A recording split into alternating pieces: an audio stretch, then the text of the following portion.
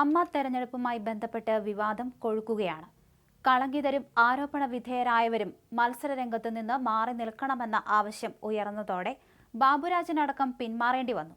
എന്നാൽ Kuku പരമേശ്വരനെ general secretary സ്ഥാനത്തിരിക്കാൻ അനുവദിക്കില്ലെന്ന നിലപാടിലാണ് ബാബുരാജും സംഘവും. അതിനുവേണ്ടി പലവിധ തന്ത്രങ്ങളാണ് സോഷ്യൽ മീഡിയ വഴി ഇവർ പുറത്തെടുക്കുന്നത്. ഇതോടെ ആകെ വിവാദ കോലാഹലങ്ങൾക്കിടയിലാണ് അമ്മ തെരഞ്ഞെടുപ്പ് കടന്നുപോകുന്നത്. വനിതകൾ താരസംഘടനയുടെ നേതൃത്വത്തിലേക്ക് വരുന്നതിൽ എതിർപ്പുള്ള ഒരു വിഭാഗം അമ്മയ്ക്കുള്ളിലുണ്ട്. ഇത് വ്യക്തമാക്കുന്ന ഒരു സന്ദേശവും പുറത്തു വന്നിരുന്നു. നാസർ ലത്തീഫ് ജയൻ ചേർത്തലയ്ക്ക് അയച്ച ഓഡിയോ ക്ലിപ്പാണ് വിവാദത്തിന് ഇടയാക്കിയത്. അമ്മയുടെ വനിതകളെ അധിക്ഷേപിച്ചുകൊണ്ടുള്ള ഈ ഓഡിയോ ചോർത്തിയത് ജയൻ ചേർത്തലയാണെന്നാണ് നാസർ ആരോപിച്ചത്.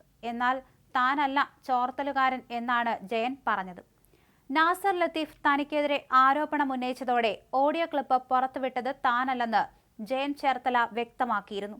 ഇതു താനാണ് പുറത്തുവിട്ടതെന്ന് തെളിഞ്ഞാൽ ആ നിമിഷം തെരഞ്ഞെടുപ്പിൽ നിന്ന് മാറി നിൽക്കാമെന്നും നടൻ സമൂഹ മാധ്യമത്തിൽ പങ്കുവച്ച വീഡിയോയിൽ വ്യക്തമാക്കിയിരുന്നു. ജയ എന്ന് വിളിച്ചിട്ടാണ് പുള്ളി സംസാരിച്ചത്. അതിനകത്തെ വിഷയം ഒന്നും ഞാൻ പറയുന്നില്ല. ഇത് 1 വർഷം മുമ്പ് പുള്ളി പറഞ്ഞതാണെന്ന് പുള്ളി തന്നെ വേറൊരു വീഡിയോയിൽ പറഞ്ഞതായി ഞാൻ കണ്ടു. സത്യം പറയുകയാണ്, ഞാൻ ഇതിനെക്കുറിച്ച് നിരപരാധിയാണ്. ഞാൻ ഇത് ആർക്കും ഇട്ടുകൊടുത്തിട്ടില്ല. ഇത് വൈറലാക്കാൻ വേണ്ടിയിട്ടോ മറ്റുള്ളവർക്ക് അയച്ചു കൊടുക്കാനോ എൻ്റെ മൊബൈലിൽ ആ ക്ലിപ്പ് പോലുമില്ല. ഞാൻ ഏറ്റവും കൂടുതൽ സ്നേഹിക്കുന്നത് എൻ്റെ അമ്മയാണ്. ഞാൻ അമ്മയെ തൊട്ട് സത്യം ചെയ്യുകയാണ്. ഞാൻ ആ വൃത്തികേട് ചെയ്തിട്ടില്ല. നിങ്ങൾക്കത് കണ്ടുപിടിക്കാൻ വളരെ എളുപ്പമാണ്. നിങ്ങൾക്ക് അയച്ചു തന്ന നമ്പർ ഏതാണെന്ന് നോക്കിയിട്ട് നിങ്ങൾക്ക് കൃത്യമായിട്ട് സ്പോട്ട് ചെയ്യാൻ പറ്റും അത് ആരാണ് അപ്ലോഡ് ചെയ്തത് എന്നുള്ളത്. ഞാനാണ് ഇത് വൈറൽ ആക്കിയത് എന്ന് പറഞ്ഞ് എൻ്റെ പേരിൽ ആരോപണം വരുന്നുണ്ട്. പലരും എന്നോട് സംശയത്തിൻ്റെ പേരിലും ചോദിച്ചു. അത് വളരെ ദുഃഖകരമാണ്.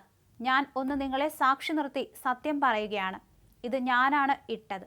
ഞാനാണ് വൈറൽ ആക്കിയത് എന്ന് എവിടെയെങ്കിലും ഒരു രേഖയെങ്കിലും ഹാജരാക്കുന്നുണ്ടെങ്കിൽ അന്ന് ഞാൻ വൈസ് പ്രസിഡന്റ് സ്ഥാനം രാജിവെക്കാൻ തയ്യാറാണെന്നും ജയൻ ചേർത്തല വിശദീകരിച്ചിരുന്നു. അതേസമയം ജയൻ ചേർത്തലയ്ക്ക് അയച്ച അതേ ഓഡിയോ നാസർ ലത്തീഫ് വിനു മോഹന് അയച്ചിരുന്നു. വിനു മോഹന്റെ കയ്യിൽ നിന്നാണ് ഈ ഓഡിയോ കൈമറിഞ്ഞത് എന്നാണ് ഒരു വിഭാഗം സിനിമാക്കാർ കരുതുന്നത്.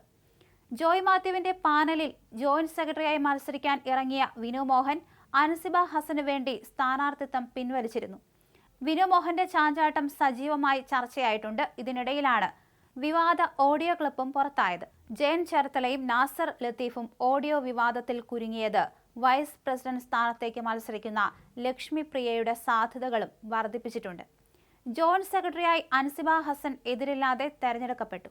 ബാബുരാജ് പിന്മാറിയതോടെ അൻസിബ എതിരില്ലാതെ ഭാരവാഹിത്വത്തിലെത്തി.